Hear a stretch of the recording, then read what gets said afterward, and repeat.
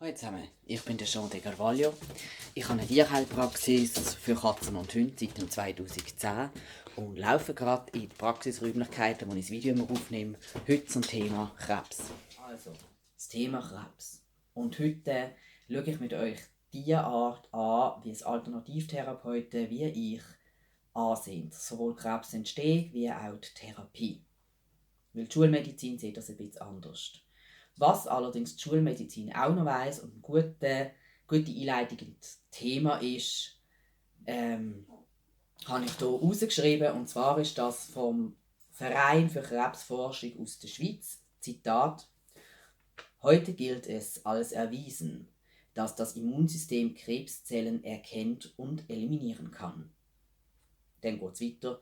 Man nimmt an, dass bei der Entstehung einer Krebserkrankung das körpereigene Immunsystem nicht in der Lage ist, die Krebszellen als für den Körper fremden oder schädliche Zellen zu erkennen. Das lasse ich jetzt mal so stehen. Ihr habt gemerkt, es geht um Immunsystem. Wie ist so ein Tumor zusammengesetzt? Es gibt natürlich verschiedene Tumorzellen, Tumorarten und jeder Tumor, je nach Art, hat auch eine andere Zusammensetzung. Was man unter anderem drin findet, sind natürlich Entzündungszellen, ganze Entzündungszeichen, Pilze, Toxine, Säuren, Schwermetalle und in der Regel auch immer Kollagen. Wenn man jetzt mal schaut, eben, wie das so eine Zusammensetzung ist und was eigentlich beim alten Tier, das dazu neigt, durch Alter Krebs zu bekommen. Wer Videoalter geschaut hat, der weiss, oder die weiss, dass ich dort gesagt habe, dass der Bedarf an Vitalstoffen erhöht ist, weil das Immunsystem und weil alle Organe davon langsamer arbeiten. Also, wenn doch das ganze System von langsamer arbeiten, die Organe machen nicht mehr so die Leistung wie vorher, das Immunsystem bringt nicht mehr die Leistung wie vorher etc., dann muss der Körper natürlich einen anderen Weg finden, Stoffe, die ihn nicht gut tun, abzutransportieren oder eben abzukapseln. Also sucht sich der Körper Gewebe und Örtlichkeiten, die am wenigsten gefährlich sind für den Körper selber. Man weiss auch, dass ein Tumor oder Tumorgewebe sich verändert. Also es sich an. So gibt es auch, dass es resistente Tumorzellen gibt.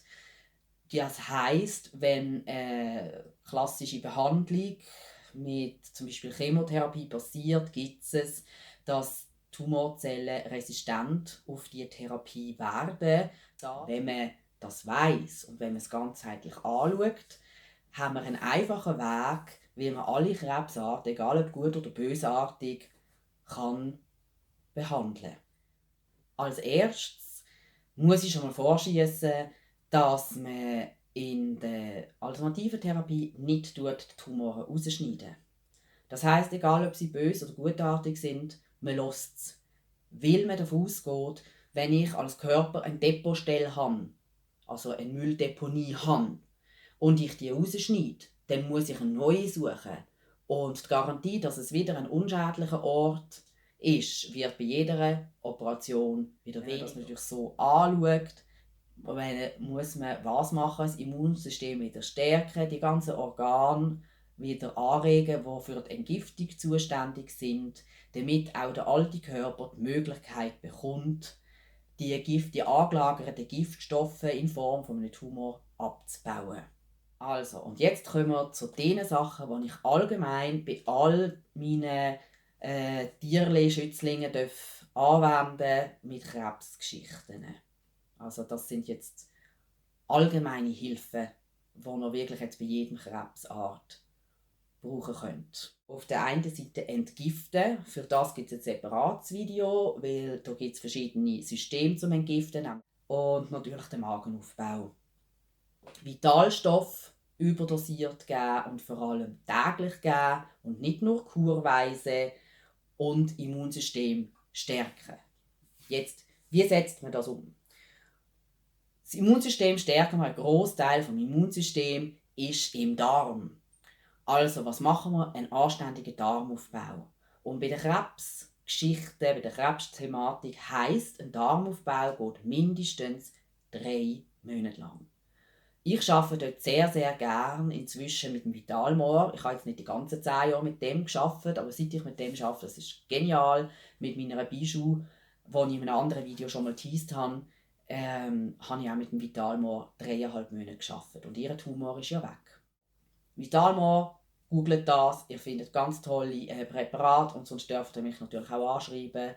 Ich kann es euch auch unten verlinken, mit welchem Vitalmor ich arbeite. Ich würde einfach, wenn ihr das nehmt, es steht dort 1 Esslöffel auf 10 Kilo, ich würde nur 1 Teelöffel nehmen, das reicht nämlich schon. Den Vitalstoff kommen natürlich durch Hagebutten und Moringa-Mischung. Da habe ich in meiner Praxis eine separate Mischung, die ich den Leuten empfehle.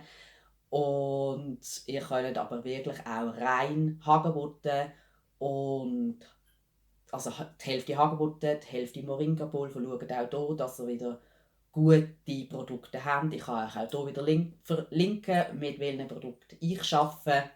Ihr könnt das 1 zu 1 zusammenmischen. Bei mir kommt dann noch ein bisschen OPC rein und individuell auch noch Schüsslersalz. Aber eben das sind dann die individuellen Komponenten, die ich deswegen nicht rausgeben kann, weil sie immer wieder von Fall zu Fall verschieden sind. Eine Vitalstoffmischung, die ich empfehle, und zwar gerade wenn man frisch reinkommt oder wenn man vom Industriefutter kommt, dann ist hier natürlich, schaut das Video Alter, warum, dann ist hier natürlich das Thema zuerst Futter umstellen auf Naturfutter, auf möglichst einfach verdauen Futter, eine Voraussetzung, dass die Therapie rein mit der Natur überhaupt funktionieren kann. Also das ist tatsächlich Voraussetzung, weil wenn Giftstoffe die ganze Zeit wieder reinkommen, dann können wir den Kreislauf nicht unterbrechen. Es ist also eigentlich wie so, wenn ihr ein Glas habt, das ihr mit Wasser füllt und ihr tut jetzt zwar das Immunsystem stärken, dass quasi wie so ein Boden im Glas raufkommt, damit, also das Wasser wäre jetzt das, was weg soll, das Glas müsste leer sein. Und dann könnt ihr zwar schon schaffen, dass das unten raufkommt, aber wenn oben jemand die ganze Zeit wieder Wasser reinfüllt, dann kann ich bis an den Anschlag rauf, es kommt trotzdem immer noch Wasser rein. Das ist, was passiert, wenn man das Futter nicht umstellt, auf artgerecht. Ballaststoff erhöhen und eben die, wenn wir noch vom Industriefutter kommen, dort bin ich vorher abgeschweift, dort auch wirklich eine Vitalstoffmischung nehmen. Ich arbeite dort auch mit einem, wo ihr punktuell, also es ist ein synthetischer Stoff, also eine synthetische Mischung, die ich dort arbeite, aber mit einer sehr hohen Bioverfügbarkeit. Das heisst, der Körper kann es sehr gut aufnehmen. Und dann gehen wir wirklich punktuell mal rein, um wirklich überdosieren, dass wir drin sind, dass da genug Vitalstoffe sind. Und dann machen wir weiter auf dem natürlichen Weg, weil der ist langanhaltender und dann haben wir nicht wieder die Glasüberlauf-Thematik. Warum Moringa? Im Moringa hat es ganz viel Aminosäuren, Vitamin B1, 2 und 12, Folsäure, Eisen, Calcium, Kalium. Kalium ist ein ganz wichtiges Thema in der Krebsentstehung und Prophylaxe und dass es nicht grösser wird oder dass es sich sogar ganz abbauen kann. Magnesium, Zytokine, Vitamin C, was auch ganz, ganz wichtig ist. Ein hoher Vitamin C-Spiegel ist wichtig, um Krebszellen auch zu töten. Dann Vitamin A, Zink, auch Zink super, um das Immunsystem zu stärken. Omega-3-Fettsäuren, die sind auch immer wichtig. Dann bei der Hagebutte. Die Hagebutte gilt auch offiziell als antitumorale Frucht, wenn es vom Baum kommt. He? Die Hagebutte hat auch viel Vitamin C, für das ist sie auch bekannt. Sie hat Zitronensäure, sie hat Pektin, Gerbstoffe, die auch wichtig sind. Und auch wieder sehr, sehr viele Vitamine und Mineralien. Dann schauen wir an, was ist im Vitalmor Spannendes drin. Und zwar ist es entzündungshemmend, hat sehr viel Huminsäure drin und auch wieder recht Mineralien. Natürlich auch Zellulose, da waren wir mit dem Thema Ballaststoff. Und bei den Mineralien haben wir vor allem drin Calcium, Eisen, Kalium, Magnesium, Natrium, Zink, Kupfer, Chrom und Molybdän. Dann kommen natürlich noch eben individuelle Mischungen dazu. Zum Beispiel arbeite ich noch mit Heilpilz und manchmal auch noch mit Schüsslersalz. Ist natürlich Stress ein grosses Thema, das auch beachtet werden muss. Und zwar nicht nur physischer Stress, also das heisst zu wenig Schlaf, zu viel Belastung oder zu wenig Belastung oder einseitige Bewegung, sondern wirklich auch mentalen und psychischen Stress und nicht nur vom Tier, sondern auch vom Besitzer. Sehr oft hat es auch damit zu tun, gerade wenn sie so mit 9, 10 Krebs bekommen oder Tumörli bekommen, dass es auch damit zusammenhängt, dass dem Besitzer die Sterblichkeit vom eigenen Tier nochmal anders bewusst wird. Manchmal darf man hier loslassen und auch dem Tier die Verantwortung bewusst wieder übergeben, über das Leben und über das Sterben. Also das Tier darf gehen, wenn das Tier gehen will. Dann beim Futter selber tut man natürlich die Anti-Inflammatory Diet anwenden, also zumindest mache ich so.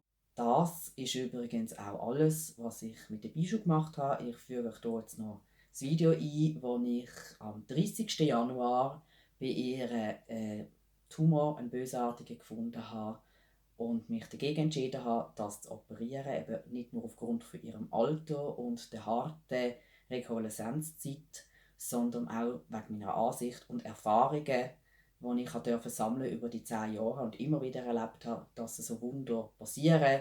Und wo ich eben letzte Woche wieder, oder vorletzte Woche sogar, nachgeschaut habe, ob das noch rum ist. Also es ist weg.